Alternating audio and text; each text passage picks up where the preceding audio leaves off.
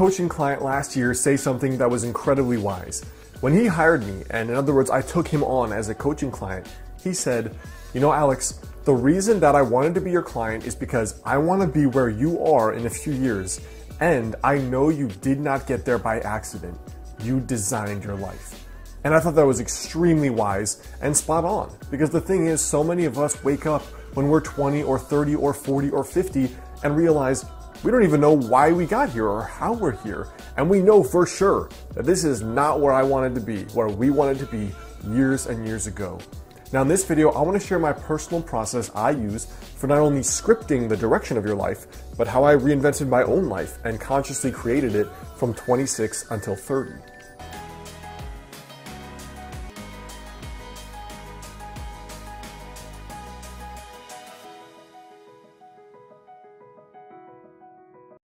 What's up guys, Alex Hine here, author of the book Master the Day.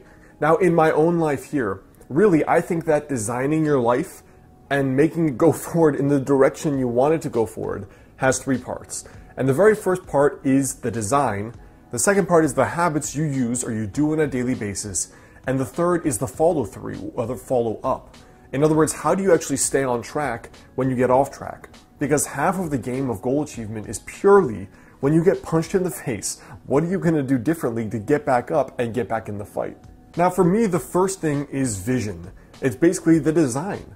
You know, if you just sit down for a day, you pour a coffee, you get out a piece of paper, and you write down what would be the coolest thing that could happen over the next 5 years in my life. If you just do that, you are already ahead of 99% of humanity who show up with no game plan, no vision for the future, no clue what they would like to create besides, you know, I would like more money, or I'd like that girl or that guy, or I'd like a nicer car.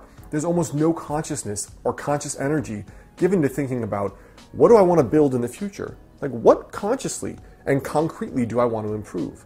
So for me, the way that I do that is, first of all, I have a journal where I'm regularly writing down updates for the kind of life that I want to build.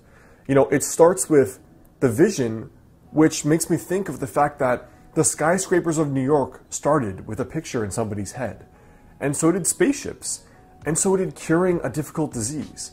And so when I think of it like that, I always make sure I'm consciously creating, even if it is just in my thoughts, even if it's just up there, both in print journals and in a document that I call 5 years from today. So the three things that I use for my yearly envisioning are, one, the yearly envisioning process I've talked about here, which is basically at the start of each year, I write down what is the coolest thing that could happen this year. Like perfect year, no limitations, no just be realistic, but like what would be the coolest thing that could happen? I put it on one piece of paper that's always on my desk every single day, and I review it twice per day. Now from there, that yearly document also has my daily habits, the unique projects I'm working on in each quarter of the year, as well as the things I know that I need to work on to get better, basically, to improve myself. The second thing is the pocket journal I carry around. This, for me, is always to record things that may change about my thinking, ideas I get when I read or listen to podcasts, as well as little intuitive hunches that come up. So if I'm talking to a friend or I'm reading a book and I'm like, wow, that would be an awesome idea. For example, that's where all my books came from. Wouldn't it be cool too? ... I put it down in this little book. It's just a little 3x5 moleskin that I always carry around with me. And then day by day, I can flip through that and be like, you know what? These were those cool things I wanted to basically manifest and create in my own life. Let me just keep a note of them.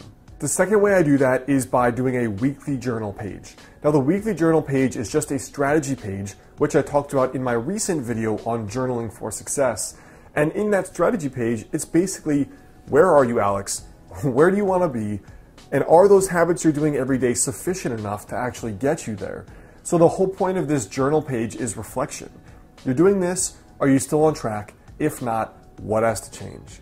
And then finally, I have this little journal notebook, a digital notebook in Evernote, and it just says 5 years from today.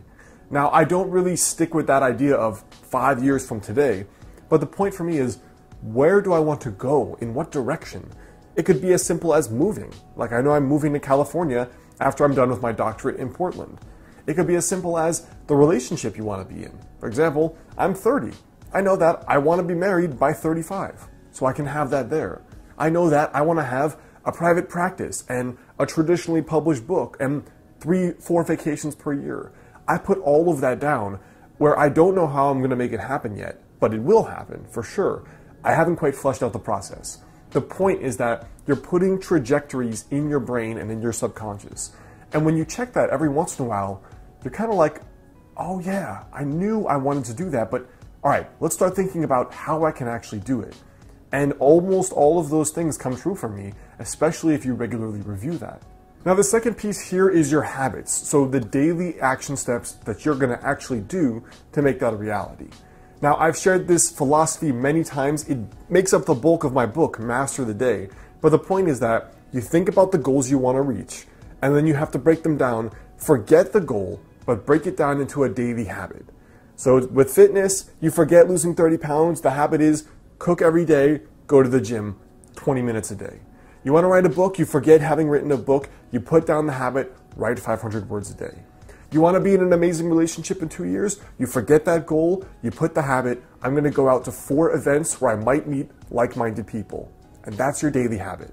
So you bring it back to, what do I have to do today? Now, the way I track that is a combination of ways. So not only in that yearly visioning document do I put that, I also record it in Evernote. And the reason I do that is because every Thursday, I have a 30 to 45 minute mastermind call. Now, I've had a personal mastermind for over 4 years now, every single week. And it's basically started when I started my business because that was so difficult for me. But it progressed to, like, are you happy? Are you building the life you want? Is your ladder up against the right wall, as the saying goes? Because you might climb the ladder of success and realize you climbed the wrong ladder and you're not where you want to be. So it's also about conscious goal setting and being crystal clear on the path forward, making sure you're going down the right path you want to be down. So I actually have a maximum of 3 goals per year and then 3 habits per goal. For example, the goals are often much more complex than you think. Like, let's say you've only been sleeping 5 hours a night. Well, your daily ritual may have to be, I'm going to disconnect from the computer at 11, I'm not going to have coffee after 5, and I'm not going to stress myself out with homework or with work after a certain time. It may take a few habits. Just like doing well in school or high performing at your work may also be more than one habit. It may mean I'm going to study this study strategy every day and apply that. Or I'm going to do an extra 1 hour of work per day or self-study or something else. The way that I personally do it is just 3 habits per actual goal. And those I track in a weekly scorecard document, which is, these are the 3 things, did I do them Monday through Sunday? And then when I get to my Thursday night mastermind, we all get on the phone and I basically give a report. I did this 50% of the time, 90% of the time. This is what didn't work. This is what I have to improve. And then the third part for me about consciously designing your life and going forward is really just 2 things. It's the follow through to make sure you actually do these things. And then number 2, it's following little intuitions about when you have to pivot. So the way I keep the follow through going is every night I do a little Master the Day journal page. The journal's not out yet, but I still have a print kind of document that I use for tracking, did I do this? Where do I have to improve myself? The Thursday Mastermind, which is a 45-minute call, we use Uber Conference for free. You could do the exact same with a few of your friends or people online. My very first mastermind was totally online people I'd met that were other internet entrepreneurs.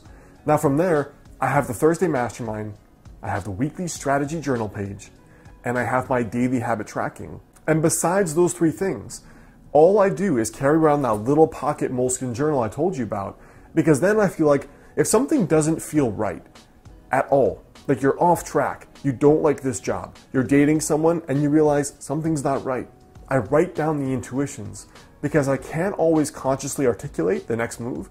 Sometimes it's easy, I want to move to California. Other times it's not. Do I stay in this relationship? Is this business still what really excites me? Am I proud of all the work I've created? Those are things that may be better governed by your intuition and better understood. So I just keep a log of all the little intuitive impressions, and then I systematically explore them more, and then I take time to just go through them and see what's behind them and unpack them. So I hope that helps you guys. That's a little bit about my process for consciously scripting your life, which has been my whole shtick for a while.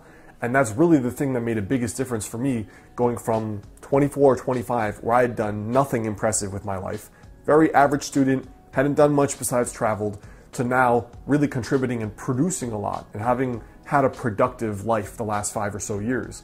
Now, before you go, I want you to leave a comment there below. Let me know for you, if you could consciously script your life, what would be the first thing you think is important? Hey guys, well, one of the things that goes along with being in sage mode, like I talk about here, is being calm and being sage. Now, the Biomat is a pad you can put on your bed or on the floor, which uses technology that was actually discovered by NASA to help you reduce stress and fatigue. Now, it produces negative ions, which are considered nature's energizer.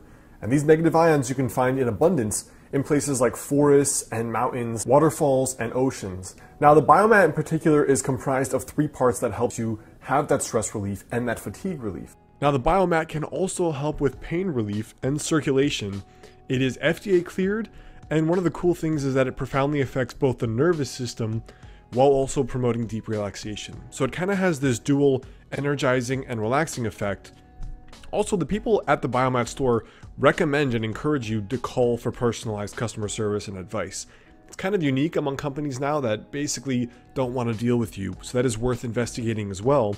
And like some customers have said, it's really restorative. So a direct quote from one person was that it's the world's greatest power nap.